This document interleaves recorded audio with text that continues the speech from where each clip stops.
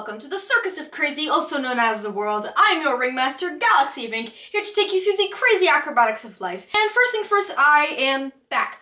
I was on vacation for kind of technically in the form of YouTube and my upload schedule 2 weeks. So this is the first video I've filmed since coming back, and it's what I've known I was going to film for the last week or so. Judging by the title of this, you can probably tell that this isn't exactly going to be a happy video, but I'm more going to be taking focus on the historical facts of the issue, rather than the moral stance, which should be there. This isn't going to be as much political as the thoughts that I have on it, which are political in nature, and it's kind of disgusting, I think, that it is political, but I'm already getting ahead of myself. So, Charlottesville happened, which, for those who don't know, there was a neo-Nazi and alt-right and KKK rally that was happening protesting the takedown of the statue of Robert E. Lee in Charlottesville, Virginia. In the ensuing riot that followed, which was caused due to the fact that protesters showed up against swastikas being flown and KKK flags being flown, a young woman was killed. Her name was Hannah Heyer. She was 32 years old, if I remember correctly. And another young man, I do not remember his name, please forgive me. Another young black man was beat by the KKK and neo-Nazi members. So this has become a political issue in a way that I don't think is correct. I don't think it's a political statement to say when you say that you do not agree with the KKK or you do not agree with neo-Nazis. I think it is not a political statement to say that the KKK flag and swastika should not be flown in the United States of America. I don't think it's political to say because they are both registered hate groups, even looking at it factually and not morally. They are both registered hate groups. So it should not be political to say, and you shouldn't be worrying about alienating their voter base because, and I think everybody knows I'm talking about the president at this point, or I'm talking about Republicans in general, but you should not be worried about alienating your voter base if your voter base is a hate group. You should be examining why your voter base contains hate groups. I'm here specifically right now to talk about my biggest pet peeve in this issue, because my other problems that I have with this whole thing aren't exactly a pet peeve, more as an actual, I think, huge issue. But I think this one isn't something that people are addressing as often as the obvious fact, I think, that neo-Nazis and KKK members are bad. The specific pet peeve that I have, and the specific phrase that I've been hearing a lot in defending these people, is that it is a defamation or a removal of history. Excuse me, but that's a load of crap. Let's first get off the bat. I know I haven't presented it as much on here. I think I might start doing it, but I'm a huge history nerd. I always have been. My favorite time periods have always been ancient Greece, ancient Rome, the Civil War, Revolutionary War. I do tend to hit the more important eras in history, or the more memorable eras in history, but I do tend to dive deeper into what people usually say when they say, oh, I'm interested in history, I'm interested in the Revolutionary War. I don't know the names of all the battles, but I can tell you a lot about very specific people, and I can tell you a lot about very specific issues that sometimes get pushed to the side. And one of those things is, I think, how the Civil War is handled in America. Because I think, and this is me, a white person saying this, both the North and the South, we do have evidence to say that they teach the Civil War differently.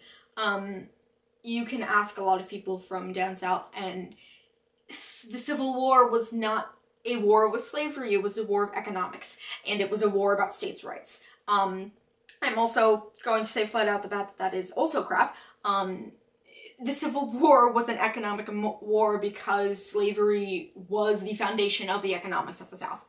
And it was a states' rights war in the sense that it was a state right to own other human beings. So the Civil War was about slavery.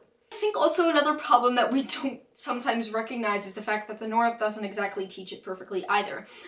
We always get that the North was the beautiful saviors of slaves who were living there, and we would free everyone, and freedom reigned, and emancipation was perfect after Abraham Lincoln, and that's not true.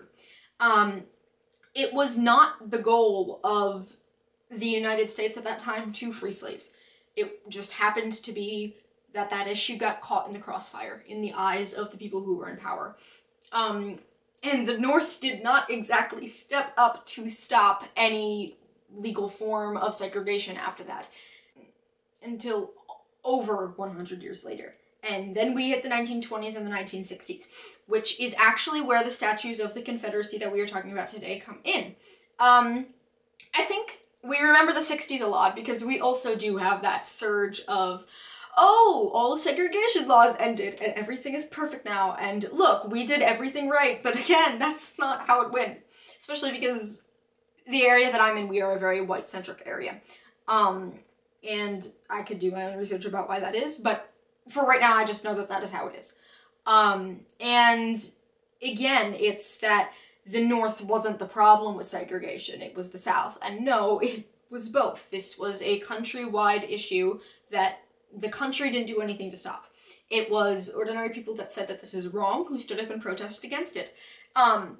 It was not the government being magical. It was not white people in their homes being magical either. It was strong, brave people, white and black, who stood up against this legal form of segregation, and they got pushback on it. They got massive pushback. And we like to pretend that that didn't happen sometimes too. Like, there was just, there's a few walks that people did in the streets, and, Martin Luther King Jr. said something or another, and then everything was perfect and all was well, and that's not at all what happened. These people had to fight for their rights, and I think it is very easy nowadays to forget that. The 1920s, though, also had a bit of a surge of that, because while segregation and Jim Crow laws were still plenty legal, the 1920s, in a time where everyone was partying it up, was when black people, for the first time, I believe, almost after the Civil War, they started to say, wow, this situation isn't ideal. And some white people took notice of that too. And that is when most of the statues that we see of Confederate generals were erected. It is very important to remember that the majority of the statues that you will see erected of Confederate monuments, of Confederate soldiers, of people serving in the Confederate government, were erected at a time when black people began to push out against the horrible rights that they were under. This particular statue that was being protested for the takedown, for the removal of it in Charlottesville, was a statue of the Confederate General Robert E. Lee. That statue was commissioned in 1917, and it was forged in 1924. You'll notice neither of those 2 days are directly after the Civil War. This is not something that was even, I believe, built by the ancestors or something like that. This was state-funded. And that's because Virginia was still a state that was largely segregated, and they wanted to remind people of that. You remember a few years ago that there was a shooting that happened in South Carolina, in a church, and I believe 9 black people were shot and killed in that church, and it was perpetuated by a white supremacist, of whose name I will not say because I don't think he deserves it. Right after that, people started to realize just how wrong it was that the Confederate flag was hanging on top of the roof of the South Carolina State Government building, I believe, if I'm correct. Which, for anything, by the way, correct me if I'm wrong here. That flag did not go up directly after the Civil War. That flag went up in the 1960s, if I'm correct. And that is, again, another example that this was a reminder. This was not protecting Southern heritage or trying to revel in it.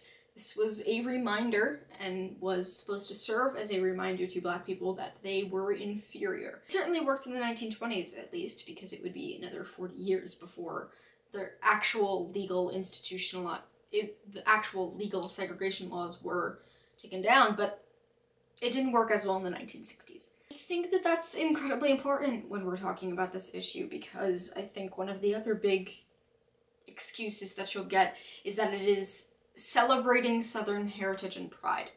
To which I say, do you have nothing better to celebrate? You lost the war. Like, you realize that, right? You failed. You lost the war, you ended up losing the right for segregation, and yes, while racism still is alive, and some may say well in this country, it's definitely taking more and more notice now, and I think it's safe to say eventually that that's going to keep moving further and further away. You're losing. And if you say that your entire state or your people's heritage is racism, that's horrible, is it not? Can you provide no better person to create a statue of than someone who fought for the right to own other human beings, or someone who desecrated, for instance, desecrated black women and were just... Can you come up with no other examples for people from your state that you should erect a monument to than those who were racist? Nothing. Because that's a bad sign. Your state flag is not the Confederate flag. That flag has not been your state flag for for over 100 years. That, I don't understand what the issue is with continually flying it. I don't understand why you want to hold it as something close to your heart. There are other things to be proud of in the South. Sure, I might not be able to name them, but I'm 100% sure that you can find something else. If you can't, maybe you should start thinking of some more, or start making some more, because clearly these examples are not good enough. Lastly, before I end this, I want to talk about the difference between... I want to say that I'm not advocating for all of these things to be burnt and never remembered again, because there's a difference between something being remembered and something being idolized. And when you make a statue to someone, that is idolizing someone. That is making someone into a monument. I'm going to use the example of Nazi Germany because there were so many Nazis at that rally. Do you in Germany see statues of generals who fought in the Nazi army? No. That's because they were horrible people. And the people of Germany have recognized that and said that we are never going to go back there again. And that is why there was no need to idolize those human beings. There's a difference between idolizing and there's a difference between remembering history. We put those things in a museum. You will see the swastika in the museums of World War II to remind you that this happened. You will see them in museums on the Holocaust to remind you that, yes, these things happened. And we would be foolish and horrible to say that they didn't and to forget them. Because once we forget them, we run the risk of repeating them again. And it's the same thing to a much worse degree when you idolize these people. When you create a statue to someone who fought for the right to own other human beings, it is saying that that was correct in the eyes of many people. And it was not. And we fought a war about why it was not. And we made our choice.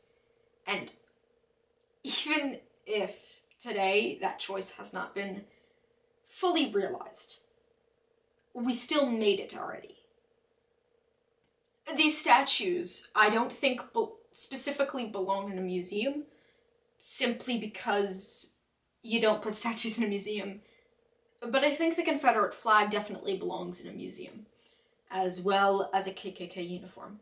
It is something that we should remember, and something that we should not forget, but most definitely not something that we should be idolizing, because there is a big difference. This is all for today's video. It's a bit of a bummer today, but some things need to be said, and I think this is definitely one of them. So you can click right here to subscribe, you can click down below to like or comment, and you can click right here for some of my other videos. Thanks. Bye!